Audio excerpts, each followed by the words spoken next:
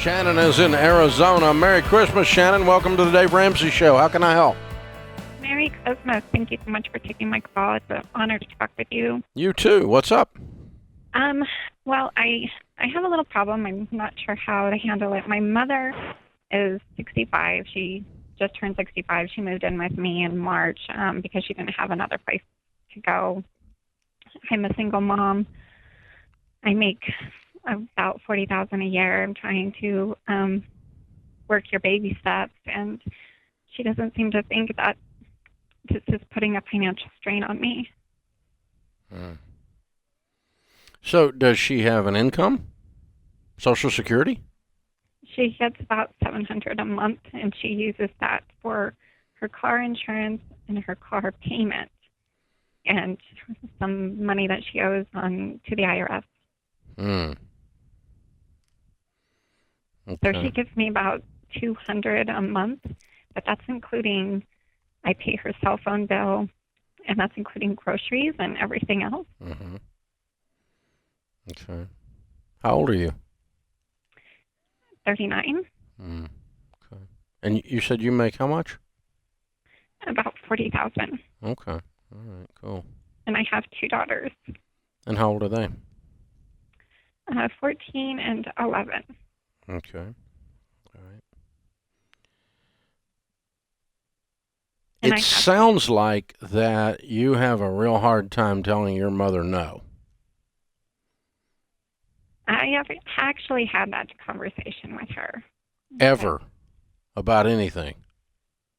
Yeah, I have. This woman is a big personality, and she's used to getting her way. Am I wrong? No, you're not wrong. Okay.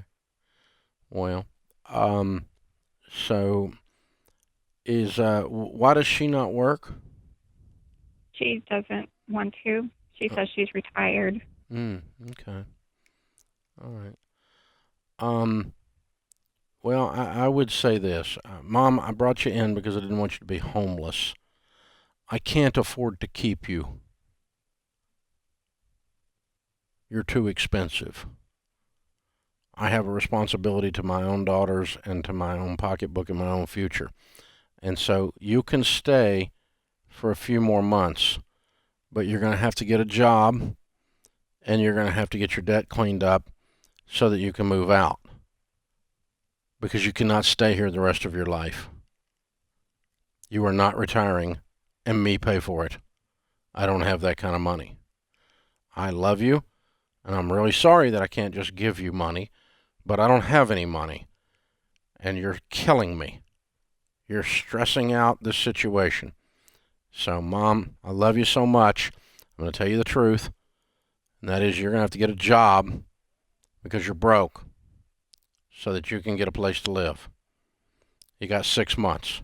June 1, you're moving. And you know what's going to happen when you do that? You know? Do you? No. Yes, you do. She's going to have what we call in Tennessee a duck fit. You ever seen a duck have a fit?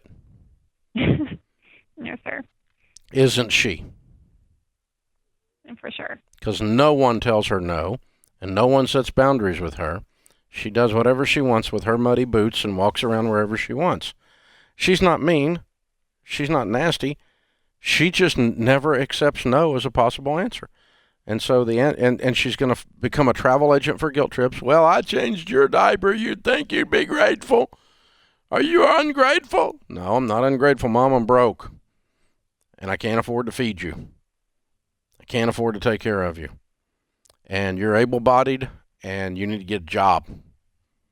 And pay off your IRS and pay off your car and build you a nice life so you can be a good grandmother to your grandkids instead of a parasite bringing down the future of your own grandchildren. I mean, you can be a little nicer than that, and you should be, really. I'm being sarcastic, but, you know, you've got to deliver this message because you really can't keep her, can you? No, sir, I can't. Yeah. This is going to be a very hard conversation for you because it's the first time you've ever done this with your mom, and you're 40 years old. I have tried to give her a 30-day notice, and she he says I'm going to have to take her to court if I want her out. Well, we can do that. If you want to do that, we'll go ahead and do that tomorrow.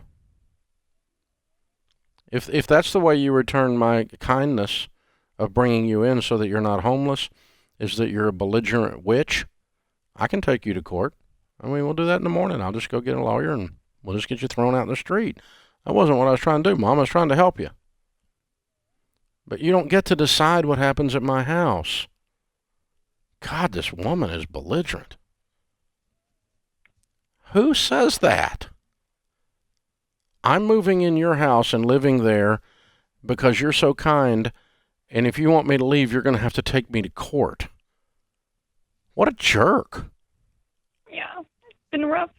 Yeah, I'm sorry. I'm sorry for you, kiddo. It's very tough. Hey, are you in a good church by chance? Yes, sir, I am. Okay. Where do you live? What part of Arizona? The Queen Creek area. Okay. All right. Yeah. So you're in a Phoenix suburb, right? Yes, sir. Yeah.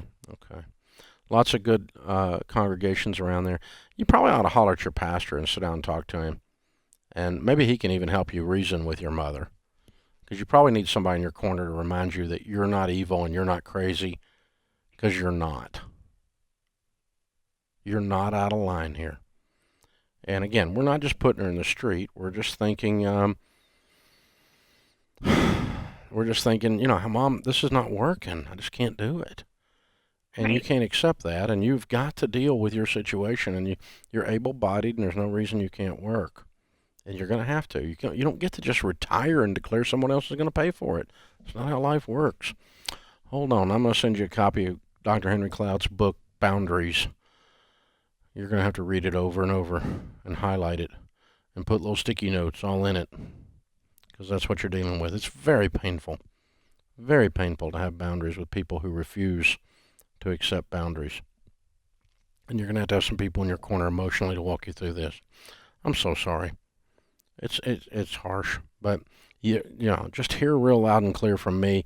You are not the unreasonable one in this conversation. You are not the crazy one. You are not the ungrateful one. You are not a bad daughter. You are not a bad person. What you've described here is just financial abuse. And someone that's taken advantage of their relationship with you to bring you harm. And it's toxic as it can be. So I'm so sorry again. We live in a weird generation. The 40-year-olds that are out there, the 50-year-olds that are out there, we call them the sandwich generation. They're sandwiched between taking care of their parents and their kids. And the good news is that the way to get rid of the sandwich is just get rid of the bread on both sides. You say, Mom and Dad, you need a plan. Son, you need a plan. None of you's living in the basement. We have plans for our empty nesting years. And neither one of you are living in the basement. And matter of fact, both of you move in, we may just move out and sell the house. You got a 30-year-old in the basement and a 75-year-old in the basement at the same time. Good Lord help us. But that's what's going on out there. And it's because none of the people in the whole discussion are handling money well.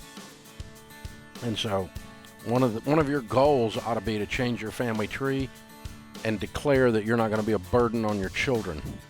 One of your goals, if you're 24, ought to be that it's time to grow up and not be a burden on someone else. As a matter of fact, you ought to be a contributor to society, not someone who takes from your parents.